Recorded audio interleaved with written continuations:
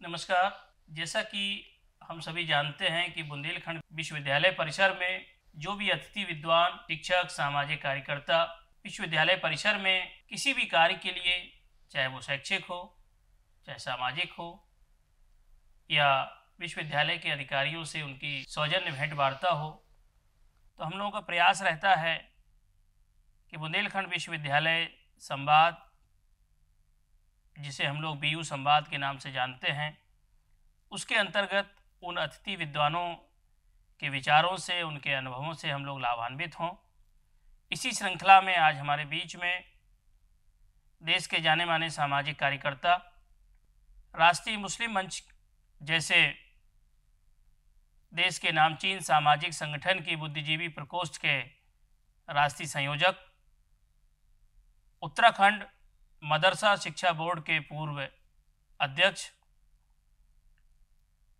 जनाब बिलालुर रहमान साहब आज हम लोगों के बीच में हैं।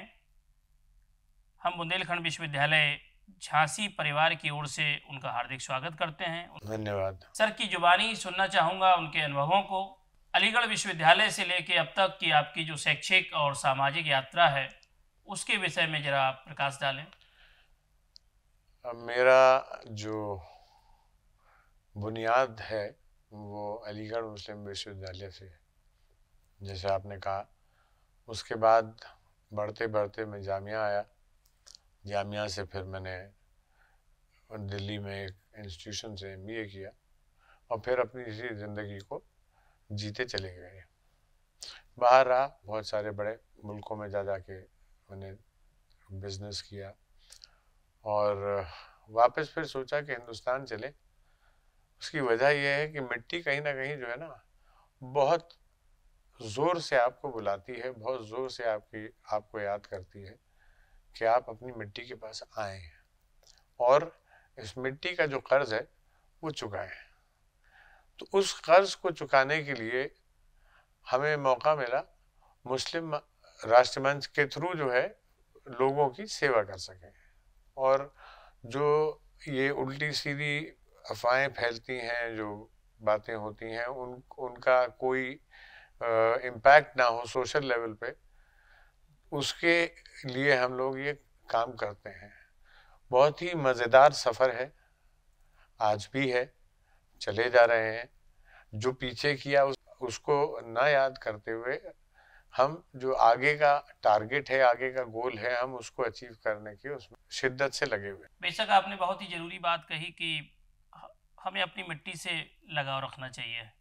इसीलिए मुझे लगता है कि राष्ट्रीय मुस्लिम मंच के संस्थापक आदरणीय श्री इंद्रेश कुमार भाई साहब जी ने नारा भी दिया था, चलो हम अपनी जड़ों की ओर लौटें। हिंदुस्तान में रहने वाले सभी लोग हिंदुस्तान की ही मिट्टी से बने हैं। यहाँ की संस्कृति प्रत्येक व्यक्ति के मन में रची बसी है। अदम गौड़वी साहब ने दो पंक्तियाँ कही थी, गलतियाँ बाबर की थी जुम्मन का घर क्यों जले, दफन है जो बात उस बात को मत छेड़िए। और इकबाल साहब ने कभी लिखा कि सारे जहाँ से अच्छा हिंदुस्तान हमारा, हम बुलबुलें हैं इसके ये गुलशिता हमारा। तो हिंदुस्तान बहुत ही विविध संस्कृतियों का देश है, विविध फूलों से सजा हुआ गुलदस्ता है। इस गुलदस्ते की सजावट को, उसकी बुनावट को, उसकी खूबसूरती को बढ़ाने का काम मुस्लिम राष्ट्रीय मंच जैसे सामाजिक संगठन कर रहे हैं, जिसके आप एक बहुत ही जिम्मेदार ओहदे पर भी हैं। मैं जानना चाहूँगा कि मदरसा शिक्षा, चूँकि आप उसके उत्तराखंड सरकार के मदरसा शिक्षा बोर्ड के आप पूर्व अध्यक्ष भी रहे हैं, कि वर्तमान समय में मदरसा शिक्षा किस तरीके से सामाजिक सशक्तिकरण में अपनी भूमिका का निर्वहन कर रहा है। देखिए, मदरसा शिक्षा जो है 2014 से पहले था तो बहुत ज़्यादा डेवलप नहीं था। आते थे लोग, उनको हिफ्ज करा देते थे, हाफिज बना देते थे। लेकिन अब जो है, जब से 2014 की सरकार आई, माननीय प्रधानमंत्री श्री नरेंद्र मोदी जी ने एक नारा दिया, एक हाथ में कंप्यूटर और एक हाथ में कुरान का, तो उसके बाद हिंदुस्तान में एक बहुत बड़ा रेवोल्यूशन आया है। मदरसाओं को इलेक्ट्रॉनिक कंप्यूटराइज्ड लैब दे दी गई हैं, उनको नए नए तरीके सिखा रहे हैं। अब 3-4 साल से हम उनकी स्किल डेवलपमेंट्स का काम कर रहे हैं। अलग अलग मदरसे जो है स्किल डेवलपमेंट का ट्रेनिंग दे रहे हैं, ताकि वो अगर बाहर निकलें तो इस दुनिया को वो फेस कर सके, वो 2 रोटी कमा सके अपने अपने लिए और अपने बीवी बच्चों के लिए। उसके बाद और चीज़ों को भी, जो लोग हायर एजुकेशन में जाना चाहते हैं, फर्दर एजुकेशन में जाना चाहते हैं, उसमें जो है वे अलग अलग विश्वविद्यालयों में एडमिशन का और आगे पढ़ाई का जो है ऑप्शंस खुलवाए। उसके बाद एनसीसी और मिलिट्री में भर्ती होने के ऑप्शंस खुलवाए कि आज एक्सेप्टेबिलिटी आई है इन सारी चीज़ों की। बाकी और बहुत सारी सामाजिक चीज़ें हैं जिसके वो रूबरू हुए। वो मदरसा बोर्ड के जो थे, उन्होंने जब ये इंट्रोडक्शन किया तो बड़े इन डेवलपमेंट्स के रूबरू वो मदरसा और उनके तालिब इल्म हुए। तो इस तरह से जो है इस समाज को आज जो है मदरसा एजुकेशन बोर्ड से या मदरसा से या गवर्नमेंट से बड़ी उम्मीदें हैं। और क्योंकि उम्मीदें भी आदमी उसी से लगाता है कि जो आपको कुछ करके दिखाए। सर, आपने बहुत ही वाजिब बात कही कि व्यक्ति उसी से उम्मीदें करता है जो उनकी आकांक्षाओं की, उनकी इच्छाओं की, उनकी ख्वाहिशों की पूर्ति करता है। वर्तमान सरकार का भी प्रयास है कि अल्पसंख्यकों का सशक्तिकरण किस तरीके से हो। तभी माननीय प्रधानमंत्री जी ने एक हाथ में कुरान, दूसरे हाथ में कंप्यूटर के माउस की बात कही है। लेकिन उसके बावजूद भी एक आम धारणा यह है कि रोजगार में अल्पसंख्यकों, खासकर मुस्लिम अल्पसंख्यकों का प्रतिनिधित्व बहुत कम है। उसके पीछे आप क्या वजह मानते हैं कि अभी भी सरकारी नौकरियों में या इंडस्ट्री में मुस्लिम उस तादाद में नहीं पहुंच पा रहे हैं जितनी वो ख्वाहिश रखते हैं या जितना उनके पास तालीम है? ऐसा है कि मैंने अभी जैसे कहा कि हम लोगों ने एक नई पहल शुरू करी है जिसमें एनसीसी की ट्रेनिंग्स हैं, स्किल डेवलपमेंट स्कीम्स के अंतर्गत ट्रेनिंग्स हैं, उनका आयोजन किया है। जो बच्चे नहीं चाहते आगे बढ़ना, तो मतलब उनकी ज़रूरत ऐसी होती है कि उनको बहुत जल्दी जो रहती है कि वो अपनी कमाई कर सकें, वो अपने लिए कुछ कमा सकें, जीविका कमा सकें। तो उनके लिए ये स्किल डेवलपमेंट प्रोग्राम्स हैं, मेसनरी है, कारपेंट्री है, और इस तरह के बहुत सारे प्रोग्राम्स हैं 3 महीने से 6 महीने से 8 महीने तक की ड्यूरेशन के। तो एक तो ये है, उसमें वो करते हैं। दूसरी चीज़ समकक्षता जो है, इक्वलेंस है।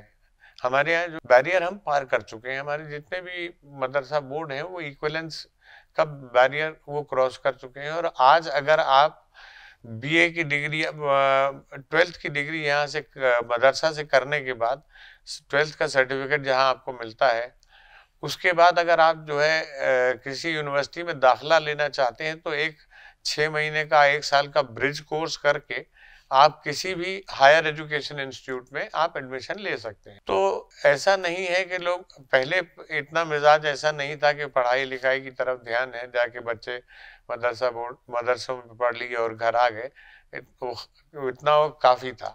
नहीं, अब जो है सिनेरियो बहुत बदल गया है।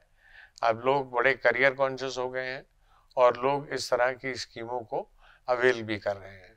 बहुत सारी सरकार की कोशिशें जारी हैं कि मुस्लिम अल्पसंख्यकों का शैक्षिक और आर्थिक सशक्तिकरण हो, जिसके लिए आपने बहुत सारी योजनाओं के बारे में जानकारी दी। नई पीढ़ी के लिए आपका क्या संदेश है?